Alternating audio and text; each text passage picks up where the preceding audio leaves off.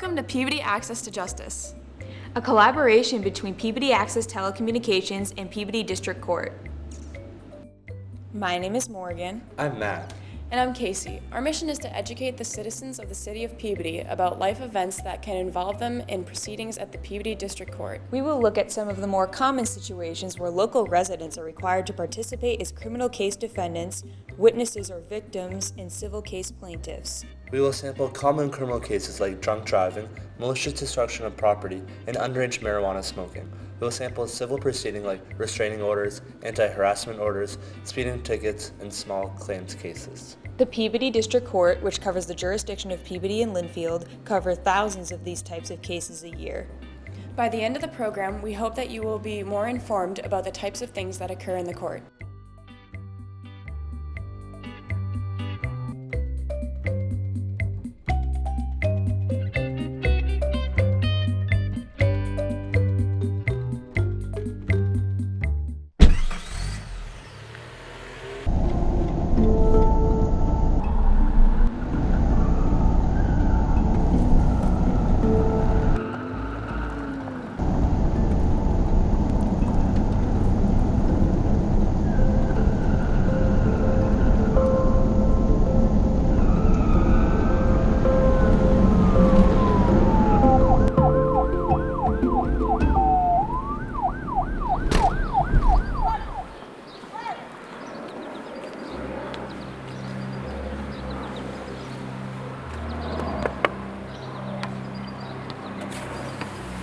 Hello, sir. Do you know why I pulled you over?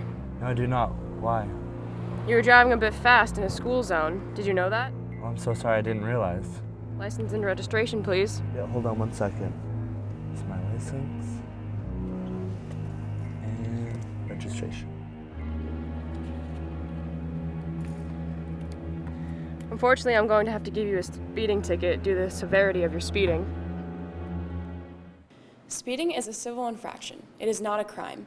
You can end up paying a civil assessment, which goes on your driving record. If you want to challenge the ticket, you need to appeal to a hearing at the Peabody Court. This is in front of a magistrate. If you lose, you can have another appeal to a judge in the court. To be found responsible for a speeding ticket and the assessment, the magistrate or judge only needs to find that it is more likely than not that you were speeding. It is not proof beyond reasonable doubt. Violation can lead to increased insurance premiums for years. The amount of the assessment is based upon how many miles an hour you were going over the speed limit. Based on our interview of a local insurance agent, we found out that your insurance premium goes up in the same way as the assessment. If you were caught speeding just 1 to 14 miles per hour over the speed limit, your premium goes up 11%. Speeding 15 to 29 miles per hour over the speeding limit will result in a 12% increase. Going 30 miles per hour over will cause your premium to go up 15%. If you ignore your ticket, you may get your license suspended. There are a few important things to know about the ticket itself. The top right corner lists your citation number. The date of offense is to the left of the card, and the amount of money owed is listed on the bottom right corner. Your right to appeal is on the back with instructions on how to file for your hearing.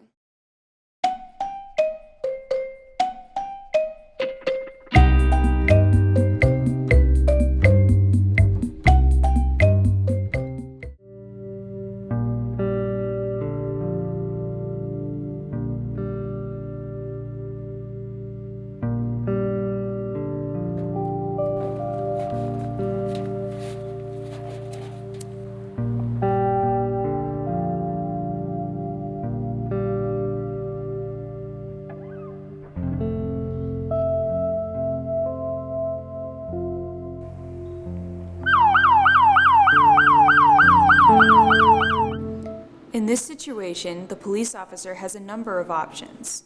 He can arrest for a crime if the amount is over an ounce and go straight to a judge, or file for a clerk's hearing for the crime, which may or may not result in a charge in open court, or do community policing by bringing the underage kids down to the police station. A discussion occurs between the police officer, parents, and kids about underage smoking, and lets them go with a warning. This may not happen in every case, however.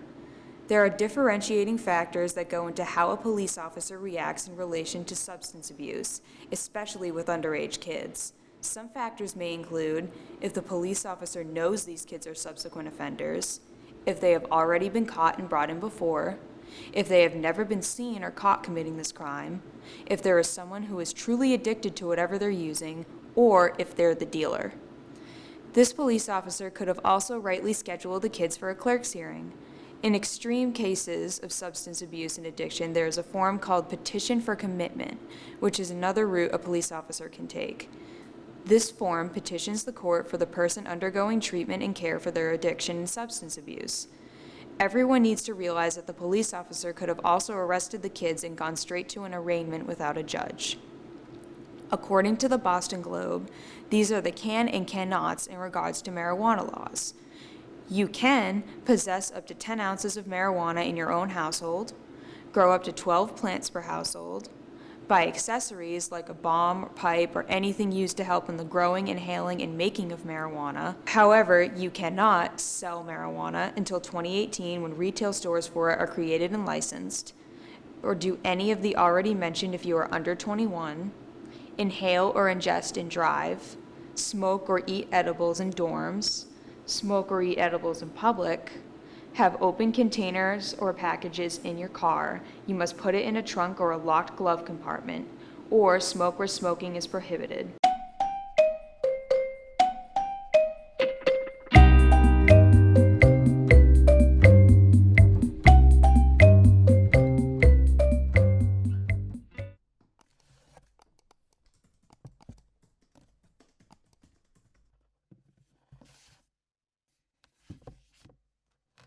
Hello, miss. How can I help you today? I need to speak to Matt. Matt's scheduled for a meeting right now. I need to talk to him. Please call him. All right.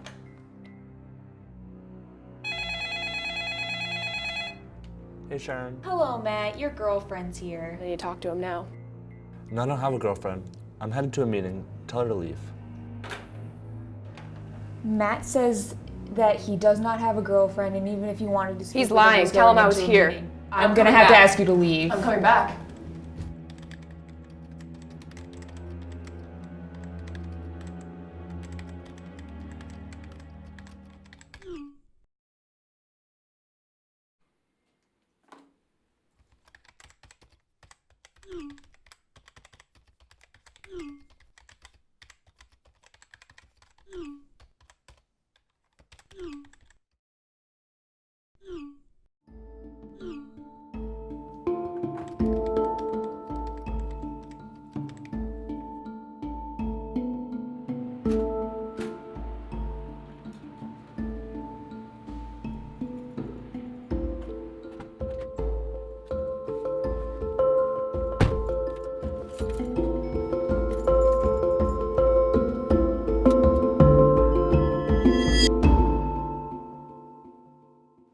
Good morning, Sharon.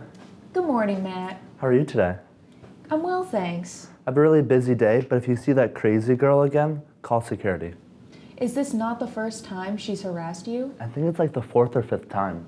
You should get a harassment prevention order if it's been at least 4 times. You think so? Definitely. All right, I'll look into it. I'll talk to you Okay. later.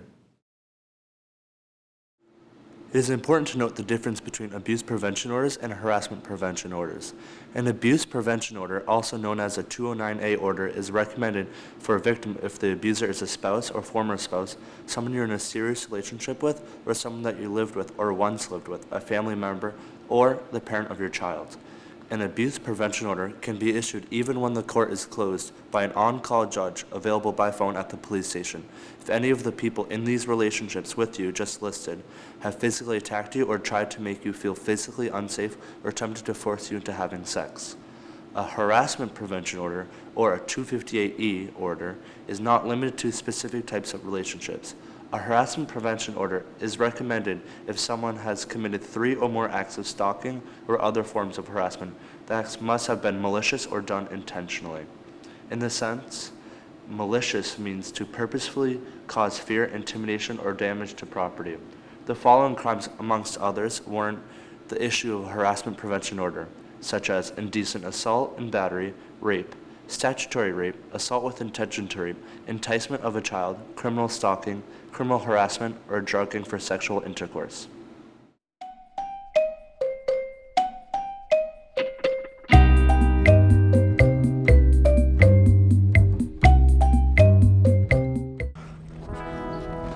Don't do Oh, this. I'm fine. You're too drunk to drive. I'm telling you, you can't do this. Please don't go in that car. Do not go in that car. Do it. Don't do it. You're too drunk.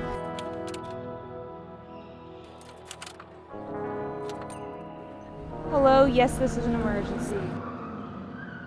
I'd like to report a drunk driver.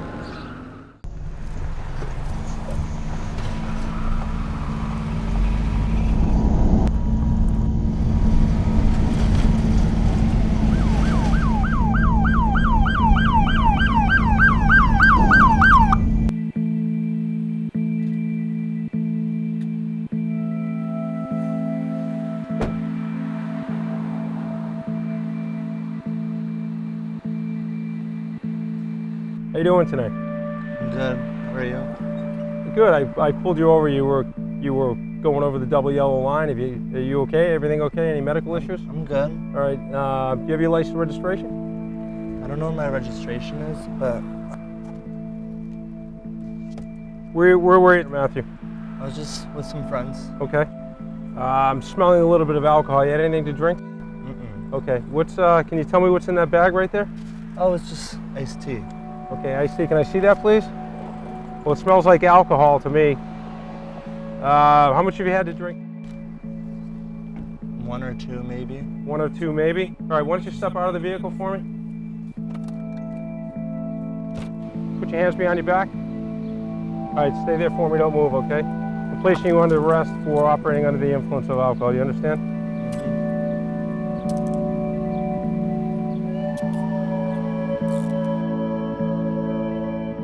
Here we see Matt getting pulled over and arrested by the police officer for an OUI.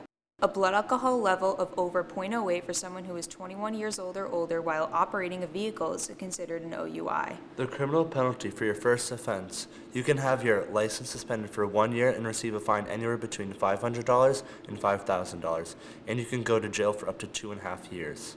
However, if you are a first offender with no accident and no criminal record, you can obtain a non-conviction year of probation where you pay for and attend an alcohol education class and have an administrative penalties included.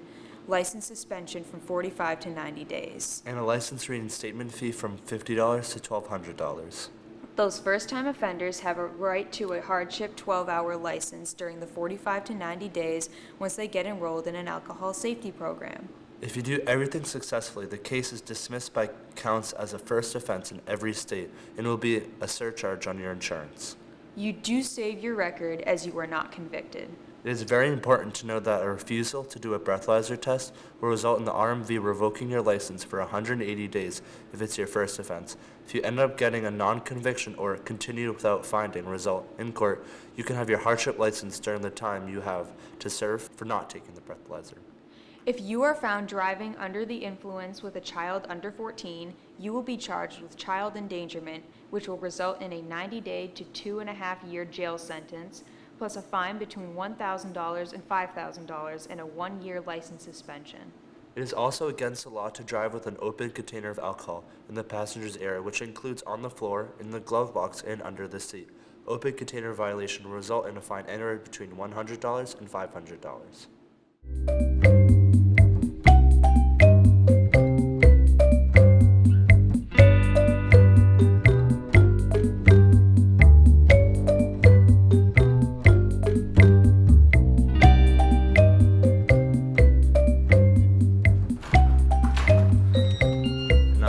Yeah, she's really annoying. God, I hate blondes. They're so... But yeah, I just got to the doctor's office. We can talk later? Yeah, bye.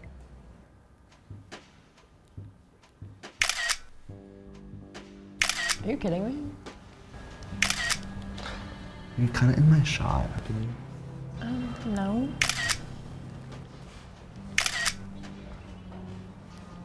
Sorry, you're like in my lighting. Actually, could you just like move over? Are you serious? Ah! That's what you get.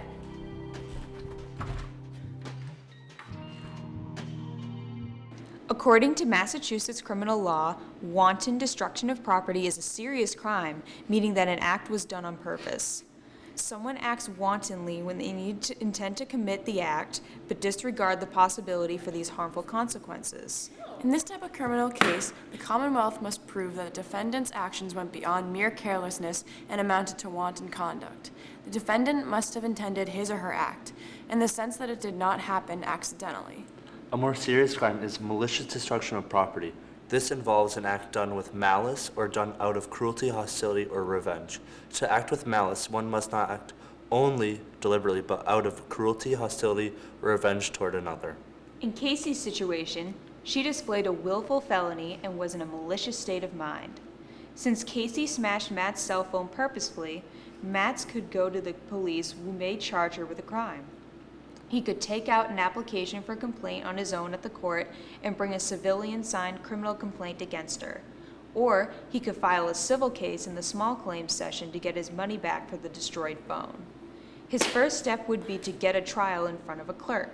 The party who filed a small claims action, called the plaintiff, has no right of appeal from that decision. By filing the case as a small claims case, the plaintiff has waived the right to appeal the decision. A defendant may file an appeal in a small claims action from a clerk magistrate's decision in the district or municipal court by filing a claim for appeal to the jury session within 10 days of the magistrate's decision. The defendant then gets to have a jury trial on the matter in the same court, but at a later date. Matt would pay the filing fee to the court when he files his small claim. Attorneys are not always needed in small claims court, but you are permitted to hire an attorney if you wish. In a small claims proceeding, the case may be resolved by a mediator, or if not, a trial will be held before a magistrate. The filing fee for small claims $500 and under is $40. The filing fee for claims of $501 to $2,000 is $50. The filing fee for claims of $2,001 to $5,000 is $100. The filing fee for claims of $5,001 to $7,000 is $150. The filing fee for claims of property damage of more than $7,000 arising from an automobile accident is $150.